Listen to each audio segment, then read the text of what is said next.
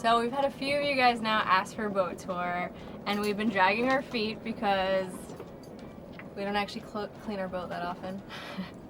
So it's time, and we actually clean the boat for you.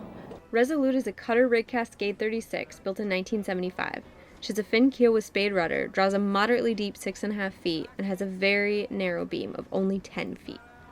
Cascades are well known for having bulletproof blue water hulls. She's built of solid fiberglass, and neither her hull or deck are cored. Resolute's narrow beam, thin keel, and light displacement means she's impressively fast for her age. Come on down. Cause I can't stay in one place, no matter how hard I try. Maybe it's time to settle down, take a break and stop the ride.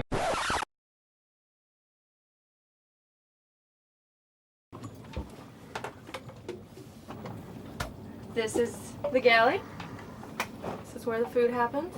This is our awesome Force 10 3-burner stove, which we never actually use 3 burners at a time, but that's okay. It's just nice to know that we have it. Let's see, we don't have a lot of storage lockers, so everything is pretty much shoved behind the stove here. Fridge in here. Decent sized fridge and freezer. It's pretty empty right now. We need to go. Don't look in there. Because we need to provision pretty bad. Microwave we never ever use, but it's good for storing stuff. When we were looking for a boat, one of the important things for us was that Nika could get up and down the companionway steps, and these fit the bill pretty nicely. There's our quarter berth that is completely full of crap, as it always is. Nav station. Don't have a chair for the nav station, but still pretty sweet area for navigating.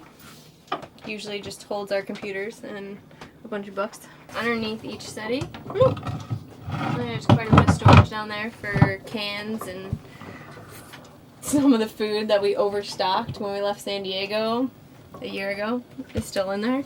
And we have 2 fresh water tanks. One is 20 gallons and it's right underneath this settee.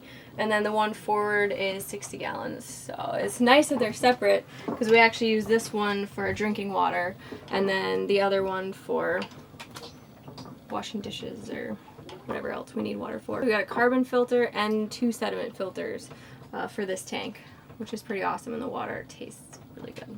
The most important part of our boat is Nika's bed underneath the table, complete with her own full-size pillow and her humongous orthopedic bed.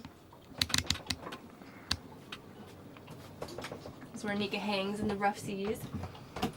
And yeah, not much to show here. The settees and our liquor cabinet. It's looking a little empty right now. Diesel heater. We actually used this a lot on the way down, surprisingly, because we left San Francisco in February, so it's still pretty cold. And eventually, when we head back up to Alaska, I think we'll be using it a lot again. This is amazing. Not a whole lot of lockers for our clothes. There's no way I'm opening these because it is a disaster in there. Yeah, clothes lockers. And up in the V-berth, this is where we sleep. Clothes in some hammocks and some more books. I could always use more space for books. So our water maker, which works probably 60% of the time, which is a pretty good average, is back here. It's a HRO, about 8 gallons per minute when it's working. This is the head. We don't have a shower down below, but we just use buckets in the cockpit or outside shower, and that works pretty well.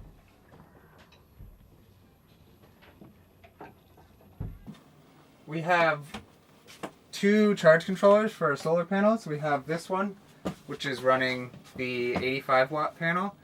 And then we also have another one here, MPPT charge controller by Morningstar, which is running our 250-watt panel on the other side. And that's the one we installed. This one came with it. We have gas detector because propane in boats just don't mix. All the propane settles in the bilges and you can get explosions. So for our 3 propane tanks that are off the aft end in their own compartment, we turn the propane on here, and if it senses any propane in the bilge, it warns us and turns everything off. For electronics, we've got an older radar, which is hooked up to nothing else. It's just a standalone unit.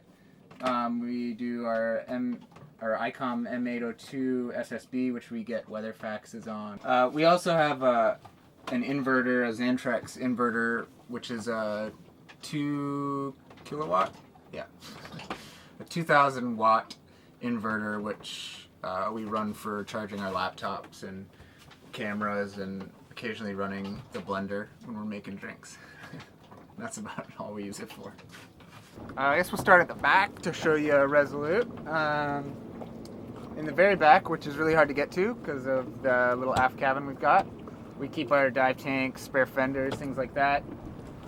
We've got a stern hook for med tying or putting a stern anchor out. And of course, we've got a very poor purchase of a Kuma barbecue, which is rusted in like 6 months and looks like it's going to fall off the back of our boat. We've got our 2 panels, 250 watts on the starboard side, and on the port we've got an 85 watt. The 250 is awesome. We get pretty much all our power out of that one. We've got the garage, what we call the garage, which is just the aft cabin that just gets filled with everything we can possibly imagine. Open it up, open it up. No, open it up. No, I'm hiding stuff in there.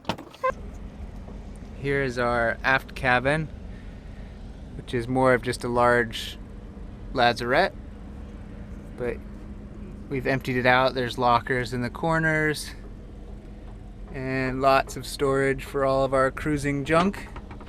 Right here is our emergency tiller access, and we put a big old metal piece down there and attach a nice long wooden tiller to that.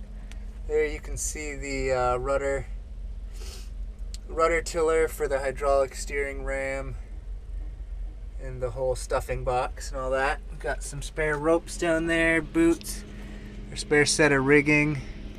Right there's our spare rode anchor chain, and then we've got 2 sea anchors, pair anchors, and the SSB module back in the right there. That's the antenna tuner for the SSB, which runs up our backstay. It's got windows, but I don't know why. I guess it helps with airflow. We've got our wind instruments, our depth, our chart plotter, which kind of feeds us all the data, and then our autopilot is controlled right there. The hydraulic steering and engine controls. Come around the side.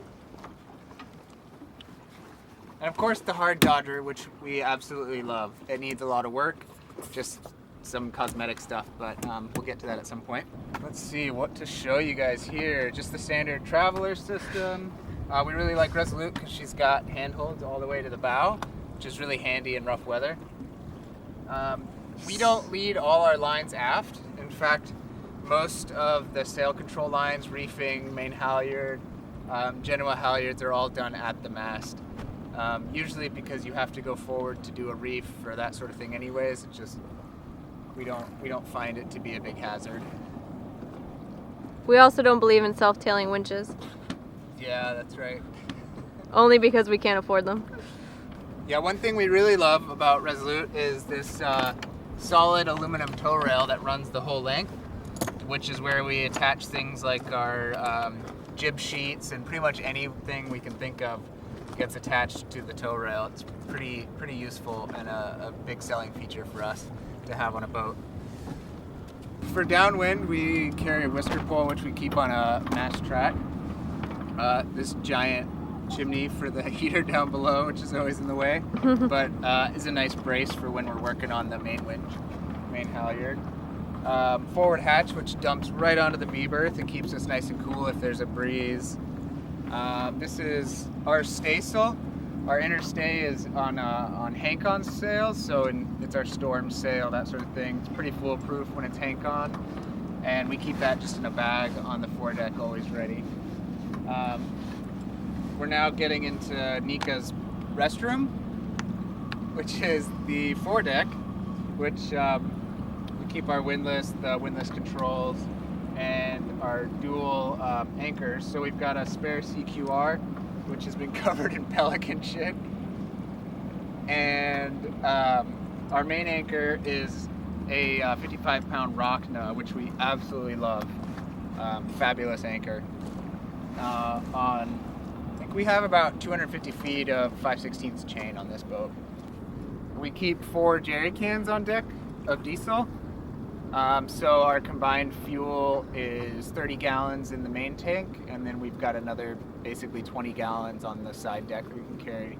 And with that, we have a range of about 450 miles that we can motor.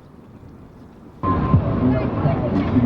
this is our Portland Pudgy here, hanging by the spinnaker halyard. It seems to be a good alternative since we don't have dinghy davits. We've had several friends get their dinghies and or outboards stolen, so seems to be the best method that we've found so far anyway. Keep the dinghy out of the water at night. Usually we chain it to the tow rail as well. Okay, that concludes Resolute's boat tour. We love you guys. Thanks for watching, and don't forget to subscribe. For a 36-foot boat, we've still got plenty of room for dancing. Back